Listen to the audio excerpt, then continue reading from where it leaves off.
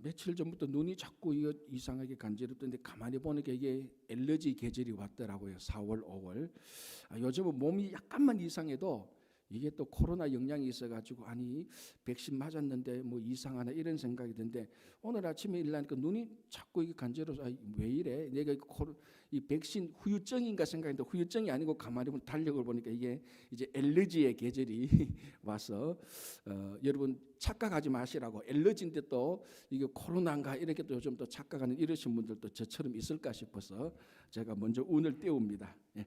자, 에스겔서 9장 10장입니다. 여전히 에스겔 선지자는 오늘 또 이 환상 가운데에서 예루살렘 성전을 보고 그 예루살렘의 이제 멸망, 참 안타까운 일이죠. 그 예루살렘의 멸망의 환상을 보고 하나님의 그 예루살렘 성전을 향한 분노, 그것들을 우리들에게 보여주고 있습니다. 자, 9장 보겠습니다. 9장에 이제 1절 2절 제가 먼저 빨리 한번 읽어 드릴게요. 또 그가 큰 소리로 내게 외쳐 이르시되 이 성읍을 관할하는 자들이 각기 죽이는 무기를 손에 들고 나오게 하라 하시더라. 내가 보니 6 사람이 북향한 윗문길로부터 오는데 각 사람의 손에 죽이는 무기를 잡았고 그 중에 한 사람은 가는 베옷을 입고 허리에 서기관의 먹그릇을 찼더라. 자, 몇 사람이 나타났습니까? 예, 이게 약간 이제 혼돈되는 거예요. 이게 6 사람이 아니고 7 사람이래요. 이 번역에 약간 2절에 보면 그 중에 한 사람은 가는 베옷을 6명 중에 한 사람이다 이렇게 지금 번역이 되어 있습니다. 사실 어떻게 보면 6명 아닌가 한데 6명이 따로 있고 7명 한 명이 돼 있는데 그러니까 7명 가운데서 한 명 이런 지금 의미랍니다. 그러니까 지금 몇 사람이 나타나는가 하면 7 사람이 나타나는데 정확히 말하면은 7 사람이 아니고 7 천사가 나타나는 겁니다. 자, 그 중에 6명은 또 오늘 읽어보니까 북향한 윗문길로 오는데 각 사람의 손에 무엇을 가지고 있었다? 사람을 죽이는 무기를 가지고 있었다. 그러니까 이 6명은 사형 집행인입니다. 그러니까 가만히 보면 천사가 다 예쁘고 우리 어릴 때 동화 속에 나오는 천사로만 생각하면은 아닙니다. 어떨 때는 성경의 천사는 사탄하고도 지독하게 싸우는 천사도 있고 또 어떤 천사는 오늘 이제 에스겔서 9장처럼 사형 집행인으로 나오는 천사도 있고. 그러니까 우린 천사는 날개 달리고 예쁘고 뿅 하고 나타났다가 예쁘게 사라지는 그 동화적인 천사가 아니고 오늘은 이 천사는 사형 집행인으로 손에 사람을 죽이는 무기로 6명이 나타나고 또 한 명이 나타나는데 이 사람은 폼이 어떻습니까? 2절에 허리에 서기관의 먹그릇을 차고 베옷을 입었더라. 이렇게 합해서 7명이 이제 나타나는데 이 사람들이 뭘 할까? 이제 오늘 보여줍니다. 3절 그룹에 머물러 있던 이스라엘 하나님의 영광이 성전 문 지방에 이르더니 자 이제 무슨 일을 할까? 이제 무슨 하나님께서 이 7명의 천사들과 함께 무슨 일을 할까? 그 이전에 이 성전 문 지방으로부터 하나님의 영광이 나타나는 겁니다. 자 어제 우리 에스겔서 8장을 살펴봤는데 에스겔서 8장에 나타났던 내용들이 뭐였습니까? 전부 다 성전을 지독하게 더럽히는 그저 가증한 일들을 우리가 몇 가지 봤습니다. 4가지를 봤죠. 환상을 뭐 성전 문 안에 비밀 문도 봤고 공식적으로 단무스를 애곡하는 거 봤고 그 제사장을 향하여서 하나님께 경배드리는 바로 제사장의 지성소를 향하여서 경배드리는 바로 그 자리에 지성소를 등 뒤로 돌리고 그 바빌론 쪽을 향하여서 동쪽 태양을 섬기는 이런 것들도 봤습니다. 이 전부 다 사실은 메시지는 하나였죠. 성전을 지독하게 더럽혔던 그런 환상들을 4가지로 보면서 점점 더 가증한 일을 살펴봤던 바로 이 성전에 하나님의 영광이 다시 나타나는 것입니다. 자, 그러면 이제 이 더럽혀진 성전과 하나님의 영광이 이 2개가 같이 한 자리에 있을 수 없는 이 현상이 나타난다면 둘 중에 하나는 사라져야 되는 겁니다. 하나님의 영광이 사라지든지 불결한 것이 사라지든지. 그래서 하나님의 영광이 이 불결한 성전에 나타나서 이제 9장 10장을 통해서 성전을 정화하고 성전을 이제 심판하는 메시지를 주시고 하나님의 영광도 떠나게 되는 그런 이제 내용들이 9장 10장에서 연이어 나타나는데 일단은 먼저 하나님의 영광이 나타납니다. 3절에 이스라엘의 하나님의 영광이 성전 문 지방에 이르더니, 자 이제 서기관 베옷을 입고 서기관의 먹그릇을 찾던, 그러니까 우리가 서기관 천사라고 말을 합시다. 이 서기관 천사에게 명령을 내립니다. 4절 여호와께서 이르시되 너는 예루살렘 성읍 중에서 순행하여 성읍을 두루두루 다니며 그 가운데에서 행하는 모든 가증한 일로 말미암아 탄식하며 우는 자의 이마에 표를 그리라. 그러니까 6명의 사형 집행의 천사들은 좀 가만히 있고, 자 서기관 천사 나타나서 예루살렘 성읍을 두루 다니면서, 자 이 예루살렘 성읍에 지금 가증한 일이 엄청 많았지 않습니까? 8장에서 그 가증한 일로 인하여서 탄식하는 자들, 우리 말하면 하나님의 성전이, 우리 지금 시대는 교회가 어떻게 이렇게 되었냐, 누가 교회를 이렇게 먹칠하느냐, 우리 말하면 누가 교회를 욕하느냐, 누가 하나님의 성전을 더럽게 하느냐, 그 일을 가지고 진실로 탄식하는 자들. 야 이게 하나님의 집인데 이 하나님의 집이 이렇게 누가 더럽혀졌느냐, 그걸로 인해서 탄식하는 자들을 찾아서 그 이마에 표를 하라는 것입니다. 자, 이 지금 제가 에스겔서 1장 할 때 했던 말이 있습니다. 우리가 1장이 아니고 요한계시록 성경 공부할 때 지난 수요일 아침에, 이제 우리는 아침 저녁으로, 수요일 날 되면 아침 저녁으로 환상으로 시작했다가 환상으로 마칠 것이다. 제가 그런 비슷한 일을 했는데, 어제 요한계시록 성경 공부하신 분들은 알 겁니다. 그리고 오늘 에스겔서 9장에 이마에 표 맞는 것도 다 똑같죠? 성경 공부 안 하셨구나 어제. 어제 성경 공부 뭐 했습니까? 요한계시록 14장. 거기에 머리에 입맞은, 요한계시록 7장에서 머리에 입맞은 14만 4천 명이 다시 나타나잖아요. 그 사람들, 오늘 그러니까 에스겔서 9장에 보니까 하나님께서 서기관 천사를 통하여서 예루살렘 성읍에서 머리에 이마에 표를 하라. 어떤 사람? 예루살렘 성전이 가증하게 되는 걸로 인해서 탄식하는 사람. 우리말로 하면 교회가 가증한 일이 되는데 그걸 보고 가슴 아파하는 사람. 그런 사람의 이마에 표를 하라. 요한계시록 14장 7장하고 14장 보니까 어린 양의 이름과 하나님의 이름이 있는 사람들, 성령으로 머리에 인을 그리는 사람, 이런 사람들을 따로 구별해 놔라는 겁니다. 자, 그래서 오늘 자 다시 에스겔서 9장으로 와서 이 머리에 이마에 표를 그린 사람, 요 사람들은 예루살렘 성읍을 심판할 때 살려두겠다는 겁니다. 왜? 진짜 하나님의 성전이 무너지고 깨어지고 하나님의 성전이 더럽혀지는 것을 가슴 아파하는 사람. 이 사람은 진짜로 하나님의 성전을 사랑했던 사람들이죠. 그런데 많은 사람들은 성전이 더러워지든지 말든지 우리 집만 좋으면 되지, 성전이 있든지 말든지 내 집만 넓어지면 되지, 그런 식으로 오늘날 표현을 말하자면 성전에 대해서 전혀 관계치 않는 사람, 또는 어떤 사람은 성전을 더럽혔던 사람들, 8장에 의하면 성전을 가증한 일로 더럽혔던 사람들, 이런 사람들이, 그러니까 성전을 가증한 일로 더럽혔던 사람들, 성전이 더럽든지 말든지 I don't care 하는 사람들, 그리고 예루살렘 성전에, 그 예루살렘에 성전이 가증한 일이 되는 걸 보고 가슴을 치며 진심으로 애통하는 사람들, 이런 그룹이 있는데 서기관 천사가 가면서 가증한 일로 탄식하는 사람의 이마에 표를 하라. 지금 그렇게 얘기를 하고 있습니다. 그리고 자 5절을 보시기 바랍니다. 그들에 대하여 내 귀에 이르시되 너희는 그를 따라 성읍 중에 다니며 불쌍히 여기지 말며 긍휼을 베풀지 말고 쳐서. 그러니까 이게 하나님의 지금 마음이 어떻습니까?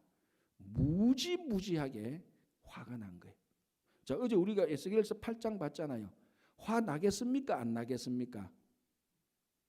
아니 8장에 이런 일들을 성전 안에서 우상 섬길 수 있는 것은 다 섬기고 가증한 일은 다 했습니다. 하나님의 거룩한 분노가 폭발하는 거예요. 지금 9장에. 그래서 보십시오. 6장 보십시오. 늙은 자와 젊은 자와 처녀와 어린이와 여자를 다 죽이되 이마에 표 있는 자에게는 가까이 하지 말라. 이게 성경을 볼 때 하나님의 분노가 이처럼 폭발한 적도 몇 번 없습니다. 이스라엘 백성들이 출애굽할 때 시내산 밑에서 금송아지 섬길 때 하나님이 이 정도 분노를 표했죠. 하나님이 진짜 화났다는 것을 뭘 알 수 있습니까? 어떤 구절을 통해서 알 수 있습니까? 하나님이 진멸하겠다고 말할 때는 하나님이 진짜로 화가 난 겁니다. 오늘도 보니까 남녀노소 가리지 말고 다 죽이라 그랬어요. 그래서 이 구약 성경을 보면 어떨 때는 하나님이 무섭다는 생각이 들어요. 제가 지난 주간에 어떤 한 청년들하고 우연이라는 말은 안 좋은데 어떻게 하다 보면 이야기를 하게 됐는데 이제 뭐 또 구약 성경에 나타났는데 자기는 구약 성경을 읽었는데 하나님이 무섭대요. 그래서 자기는 요즘 하나님에 대해서 생각을 다시 하는데 왜 무섭나 하니까 구약 성경에 나타난 하나님이 막 사람을 죽이는 이런 그러니까 대학살을 하는 거죠. 오늘도 이거 글자 그대로 보면 예루살렘 성전에 있는 사람을 남녀노소 다 죽이라 그러니까 대량 학살입니다. 그래서 목사님 그런 하나님이 안 무섭습니까? 저한테 묻더라고요. 그런 일들은 무섭지만은 그런데 이제 제가 그랬습니다. 그 학살 뒤에 담겨져 있는 하나님의 원래 모습은 거룩이고 사랑이다. 이 거룩이고 사랑이 엄청난 죄 가운데에 엄청난 죄와 부딪히니까 이 죄를 진멸하는 의미에서 이런 학살이 일어나는 것이지 하나님이 원래 자체로 무섭고 하나님이 나쁜 존재라서 사람을 죽이는 건 아니다. 네가 약간만 더 보면 그 뒤에 하나님의 거룩하심과 하나님의 사랑이 있는 것이 알 것이다 라고 해도 잘 그게 못 듣는 것 같아요. 저는 그 청년이 제 이야기를 잘 못 듣는 걸 저는 이해가 된다 그랬어요. 너 이해된다. 그를 성경을 읽어보면 그런 장면이 워낙 강하기 때문에 워낙 무시무시하게 나타나기 때문에 어떻게 그렇게 무시무시한 하나님 뒤에 거룩과 사랑이 있느냐 그것을 네가 이해 못하는 것이 내가 이해된다 그랬어요. 지금 오늘 그 장면이에요. 자 에스겔서 8장에서 하나님의 성전을 가증한 것을 하는 그것을 보고 남녀노소 그러지 말고 다 죽이되 그래서 여기서 뭐라고 말합니까? 5절에 긍휼을 베풀지 말고 불쌍히 여기지 말래. 하나님이 어떤 하나님입니까? 긍휼의 하나님이잖아요. 긍휼의 하나님. 그런데 긍휼의 하나님이 긍휼을 여기지 말래. 다 죽이래. 누구는 빼고 성전에 가증한 일로 탄식하는 자는 빼고. 그래서 탄식하는 자 이마에 표해 놓고. 그래서 이 이마에 표한다는 거 우리가 14만 4천 요한계시록으로 말하면 14만 4천명 출애굽기식으로 말하자면 6월절 어린 양의 피로 자기 집의 문에 문인방과 문설주에 피를 발라놓은 사람들. 그래서 죽음의 천사가 지나갈 때 패스 오버하는 이런 경우 머리에 입 맞은 사람들 13사람 그거하고 사실은 넓은 의미에서 보면 같은 맥락입니다.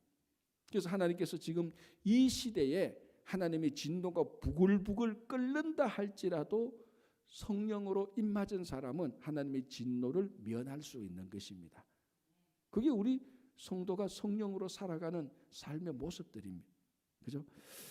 어마어마하게 하나님께서 화가 났죠. 그 7절 보시기 바랍니다. 그가 또 그들에게 이르시되 너희는 성전을 더럽혀 시체로 모든 뜰에 채우라. 너희는 나가라 하시매 그들이 나가서 성읍 중에서 치더라. 자, 그런데 요거는 환상 중에 일어난 겁니다. 다행히 실제로 일어난 것이 아니고.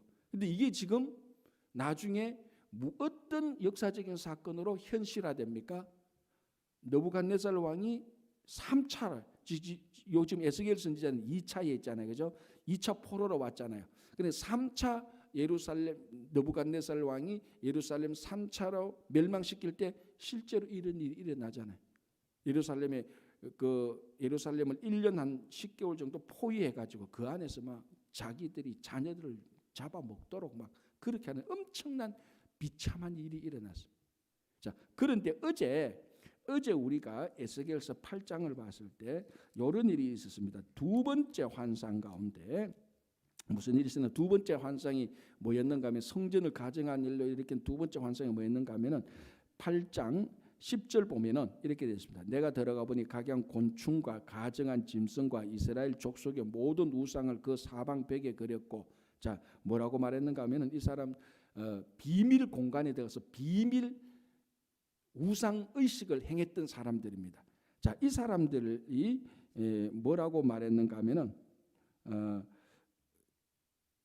여기에 12절에 또 내게 이르시되 인자야 이스라엘 족속의 장로들이 각각 그 우상의 방한 어두운 가운데서 행하는 것을 너가 보았느냐. 그러니까 그 비밀 장소에서 우상 곤충과 뭐 이스라엘 족속 가증한 짐승을 섬기는 그 장로들에게 물어봅니다. 너희들이 왜 이런 일을 하냐니까 뭐라고 말했습니까? 제가 어제 이 말까지도 했습니다. 저는 에스겔서 8장에서 이 말이 제일 기분 나쁘다고 말하는 게 바로 12절에 그 사람들이 뭐라고 변명을 하는가 하면 여호와께서 우리를 보지 아니하시며 여호와께서 이 땅을 버리셨다. 그러니까 왜 우상을 섬기느냐 하니까 하나님이 우리를 버리고 하나님께서 이 땅을 버리고 하나님께서 우리를 돌보지 않으니까 우리는 우상이라도 섬기지 않느냐. 이렇게 해서 책임을 하나님께 돌린 요 말이 저는 개인적으로 가장 불쾌했다는 건데 이제 거기에 대한 답변이 오늘 나오는 겁니다. 자, 보십시오. 이제 자, 9절 보시기 바랍니다. 9절.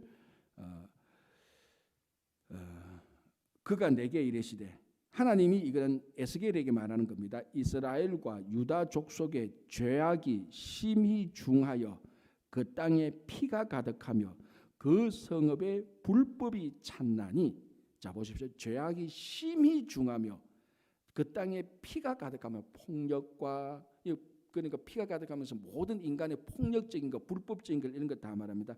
그 성읍에 불법이 찼나니 이는 그들이 이르기를 여호와께서 이 땅을 버리셨으며 여호와께서 보지 아니하신다 함이라. 이렇게 말하는 거예요. 자기들이 죄를 다 지어놓고 불법과 폭력이 가득하게 만들어 놓고 하나님께서 이 땅을 돌보지 않고 하나님께서 우리를 버리셨다 이렇게 말한다는 거예요. 그러니까 하나님께서 이 땅을 돌보지 않고 버리셨던 이유가 뭡니까? 그들의 죄악 때문이라는 겁니다. 어제도 말씀드린 것처럼 그들의 죄악은 말하지 않고 그리고 그 죄악 때문에 인하여서 그들의 회개는 전혀 말하지 않고 그러니까 자기가 잘못하는 것은 100개인데 100개는 하나도 말하지 않고 요 자기들의 잘못으로 인해서 일어났던 현상에 대한 그걸만 말하고 책임을 하나님께 돌렸던 사람. 근데 이걸 하나님이 모를 리가 없죠. 그래서 오늘 하나님께서 이 사형 집행인 하나님께서 부리는 사형 집행인 천사 6명을 데리고 와가지고 서기관 천사 해가지고 야 이 성전을 가증한 일로 탄식하는 자는 이마에 쳐서 그 사람들은 다 빼. 그리고 이 나머지는 남녀노소 상관없이 다 진멸하라는 것입니다. 그리고 이 하나님의 분노가 어마어마하게 나타납니다. 이것이 이제 나중에 예루살렘 성전으로 예루살렘 성전 3차 멸망으로 역사적인 현실로 완전히 다 끝나게 되는 것입니다. 자, 11절 볼게요. 보라 가는 베옷을 입고 허리에 먹그릇을 찬 사람이 복명하여 이르되 복명이 뭡니까? 따라하는 거죠. 따라하여 이르되 주께서 내게 명령하신 대로 내가 준행하였나이다. 다 했다는 겁니다. 그러니까 이걸 에스겔 선지자가 바벨론에서 이 환상을 보면서 저 예루살렘 성전이 완전히 멸망하겠구나. 완전히 멸망하겠구나. 그 멸망하는 이유가 뭐냐면은 그 사람들의 이스라엘의 죄가 가득 찼고 불법이 가득 찼고 그래서 이 성전이 더럽혀져서 하나님께서 그 성전을 버리는구나 라는 것을 에스겔 선지자가 바벨론에서 하나님의 환상을 보고 메시지를 듣는 겁니다. 이게 그러니까 예레미야하고 에스겔하고 이런 맥락에서 같은 맥락으로 나타나는 겁니다. 자, 이제 10장으로 넘어가기 전에 하나만 더 우리가 생각할 거. 여기에 예루살렘 성전이 더럽혀지는 걸 보시고 탄식하며 탄원하는 사람들. 하나님께서 그 사람들의 마음을 보고는 기뻐하셨어요. 그래서 이마에 표를 해서 그 어마어마한 진노 가운데에서도 하나님께서 이 사람들은 건져 주시는 겁니다. 우리들의 마음이 성도의 마음이 그래야 되는 겁니다. 자, 여러분 부모의 마음이 자식들이 아파하고 자식들이 힘들어하면 부모의 마음이 아픕니다. 그죠? 우리 자식이 왜 그럴까? 제가 좀 잘했으면 좋겠는데 자식은 10개 아픈데 부모의 마음은 100개나 아파요.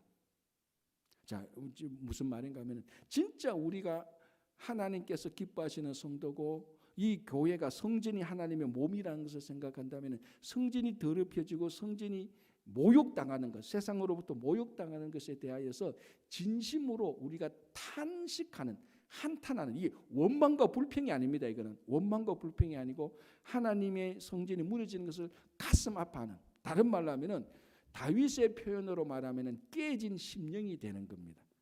하나님께서는 그런 마음을 좋아하는 겁니다. 다른 사람을 원망과 불평으로 다른 사람의 심령을 깨는 사람이 아니고 깨진 심령, 예루살렘 성전이 깨어지는 것을 보고 내 마음이 깨어지는구나라는 그 진실한 순수한 마음을 가진 사람을 하나님은 무시무시한 진노 가운데서도 그 사람은 하나님께서 따로 표해서 건져주시는 겁니다. 그래서 하나님께서 우리 속에, 오늘날 우리 각자 한 사람 한 사람 속에 정말 하나님을 향한, 이 세상이 혼탁하고 교회와 하나님께서 하나님의 영광이 가려지는 것에 대한 깨진 마음이 있는 사람은 그 깨진 마음을 보고 하나님께서는 참으로 기뻐합니다. 그러나 다른 사람의 마음을, 성전을, 교회를 깨는 사람의 마음은 하나님께서 무시무시한 진노가 있는 것입니다. 이 지금 오늘 9장에 대해서 말하고 있는데요.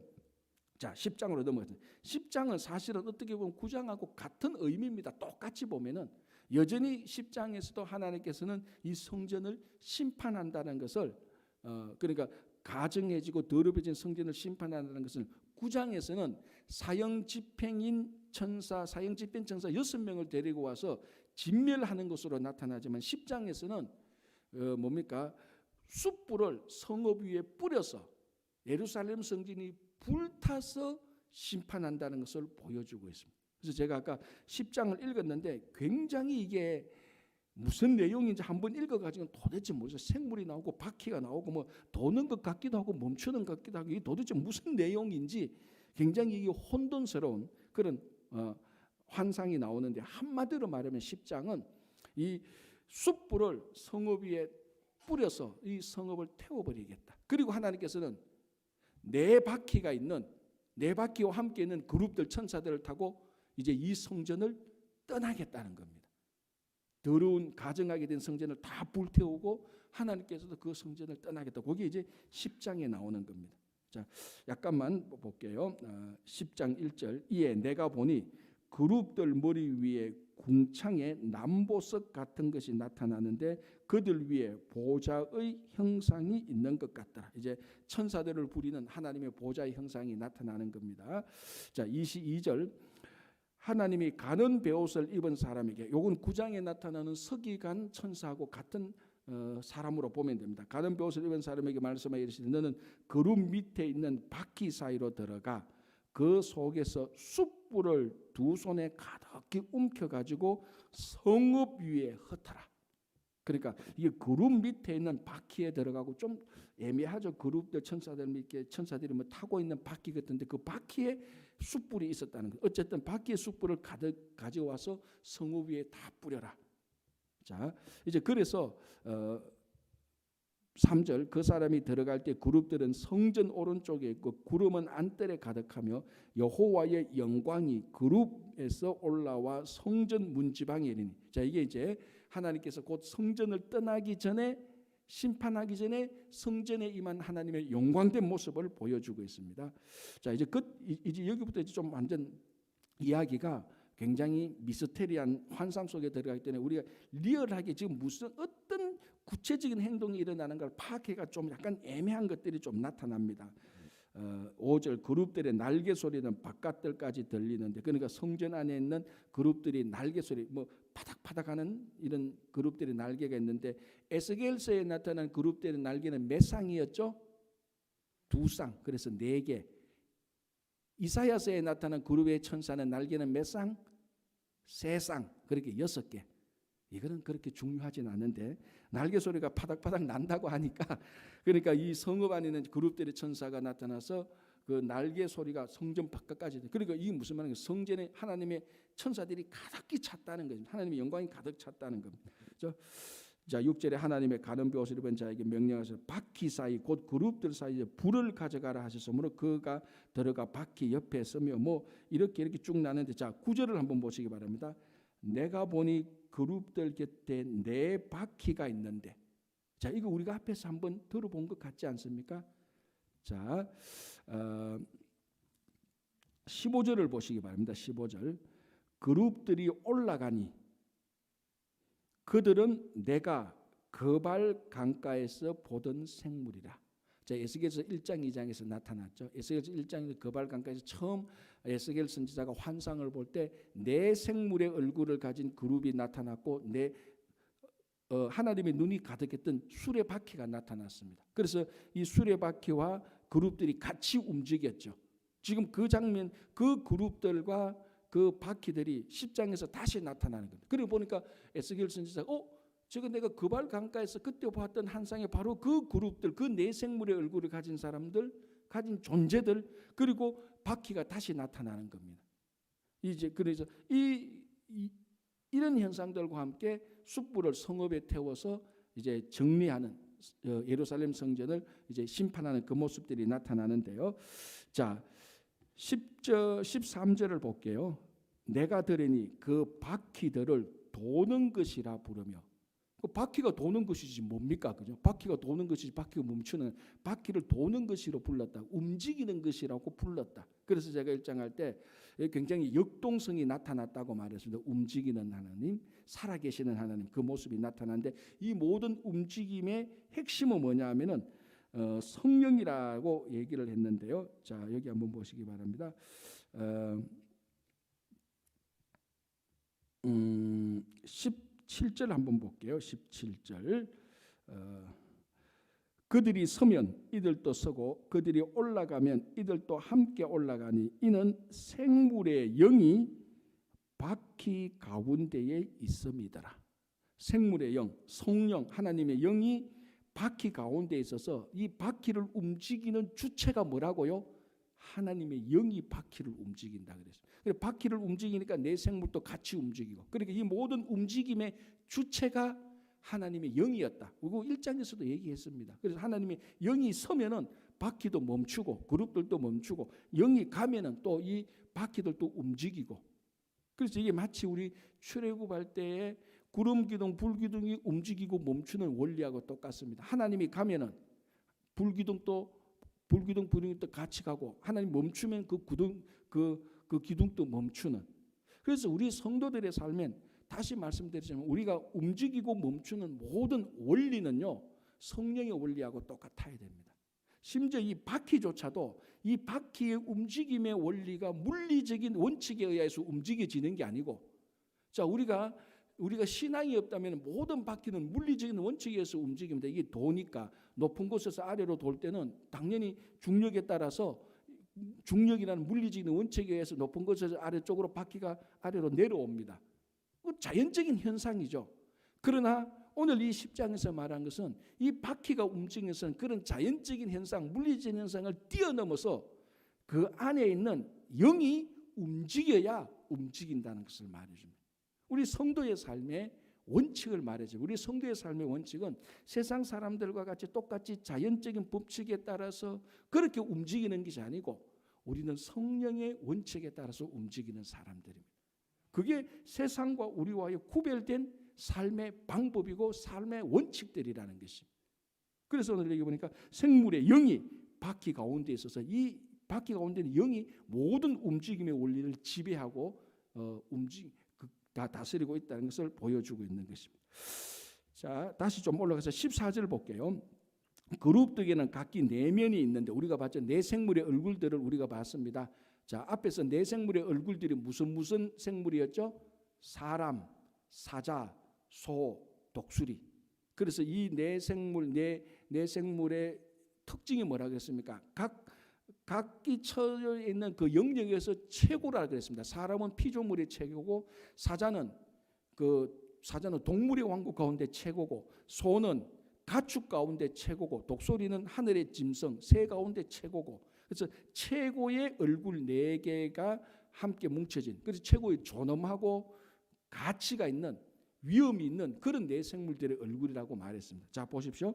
14절에 그룹들에는 각기 네 면이 있는데, 첫째 면은 그룹의 얼굴이요, 둘째 면은 사람의 얼굴이요, 셋째는 사자의 얼굴이요, 넷째는 독수리의 얼굴이더라. 그룹들이 올라가니 그들은 내가 그발 강가에서 보던 생물이라. 하나의 얼굴이 다르죠. 어느 얼굴이 다릅니까? 소 얼굴이 빠졌어요. 그런데 여기에 보니까 그룹의 얼굴이 소 얼굴로 대치되었는데, 아마 이 그룹의 얼굴 모양이 소 모양이었을 겁니다. 그래서 앞에는 그룹의 얼굴을 소 모양이니까 소라고 말하고 여기서는 그냥 그룹의 얼굴이다 이렇게 말을 했다고 주석가들이 연구 결과 말하고 있는데 문제가 아니고 해결 방법은 15절에 거발강가에서 보던 생물 그거 맞다. 그러니까 이 네 얼굴을 가진 그 그룹들이 이 존재가 다시 나타나서 바퀴와 수레바퀴와 함께 나타나서 이 예루살렘 성전을 다시 이제 예루살렘 성전 하나님의 명령을 받아서 예루살렘 성전을 멸망하는 그 역사에 함께 이제 동참하게 되는 겁니다. 자, 17절 보겠습니다.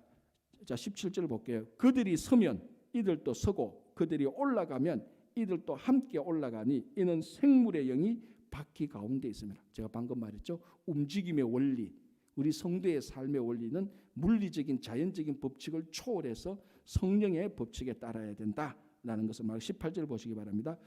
여호와의 영광이 성전 문지방을 떠나서 그룹들 위에 머무르니. 드디어 이제 하나님의 영광이 이 성전을 심판하고 떠나는 그런 모습들을 보입니다. 그리고 이때에는 진짜 이 장면에 있어서는 성도의 마음이 안타까워야 돼요. 아까 말처럼 성도의 마음이 깨진 마음이 되어야 됩니다. 이 성전에 교회에 하나님의 영광이 떠난다. 그래서 요한계시록 7교회를 볼 때 1장, 2장, 3장을 볼 때 특히 1장 볼 때 하나님께서 교회를 떠날 때 그 표현이 뭡니까? 하나님께서 촛대를 교회에서 옮긴다 그랬습니다. 그러니까 촛대가 옮겨진 교회는 그 교회에서 무슨 일을 해도 어떤 일을 해도 그 교회는 더 이상 하나님의 교회가 아닙니다. 그러니까 교회가 연약하고 부족해 보인다 할지라도 하나님의 촛대가 옮겨지지 않고 촛대가 있는 교회는 그건 하나님의 교회입니다. 이것도 마찬가지예요. 성전이 아무리 이쁘고 잘 만들어 있어도 하나님의 영광이 떠나버리면 그건 더 이상 성전이 아닙니다. 오늘 또 하나님의 영광이 성전 문지방을 떠나서 그룹들 위에 머무르니 이제 하나님이 떠날 채비를 하는 겁니다. 18절 그룹들이 날개를 들고 내 눈앞에 땅에서 올라가는데 그들이 나갈 때에 바퀴도 그 곁에서 함께 가더라. 다 이제 성전을 불로 심판하고 하나님의 영광이 그룹들과 바퀴와 함께 그것을 떠나게 되는 걸 보는 거예요. 이게 얼마나 안타깝겠습니까? 그러나 에스겔서 마지막은 이렇게 무너졌던 성전이 다시 회복되는 환상을 보고 끝나는 겁니다. 그래서 이때는 지금 우리가 성전의 문제 너무너무 가슴 아프지만은 꾹 참고 에스겔서를 계속 읽어가면은 이렇게 부서졌던 예루살렘의 환상을 나중에 에스겔 선지자가 다시 회복되는 것을 보고 여호와 샴마 하나님께서 거기에 함께 계시다로 끝나는 겁니다. 그래서 오늘은 이렇게 왜 무너졌는지 우리가 그것을 보면서 회복되는 하나님의 소망을 가지고 살아가시기 바랍니다. 기도하겠습니다. 하나님 감사합니다. 에스겔서 9장 10장을 통하여서 그리고 어제 보았던 8장을 통하여서 사람들이 성전을 더럽히고 하나님의 영광을 떠나게 했던 것을 보면서 주님 혹 우리의 삶이 하나님의 영광이 있는 성전 교회를 혹시나 무시하거나 또 아버지 하나님의 영광에 우리 삶이 일치하지 않는 것을 용서하여 주시고 혹 이 땅에 하나님의 영광이 사라지거나 가려지는 것에 대하여서 우리가 진심으로 한탄하는 깨어진 심령이 되게 하여 주시옵소서. 주님 오늘도 하루를 살아가게 됩니다. 이 아침에 하나님께서 함께하여 주시고 오늘도 주님의 말씀을 품고 살아가는 모든 성도들에게 은혜와 자비를 베풀어 주시옵소서. 특별히 육신이 연약한 김영관 장로님을 비롯하여 연약한 가운데 있는 모든 성도님들 주님께서 치유하여 주시고 또 재정과 가정과 일터와 자녀들과 여러 인간관계에 어려움을 겪고 있는 모든 성도들에게 주님께서 회복시켜 주실 것을 믿으며 예수님의 이름으로 기도하옵나이다. 아멘.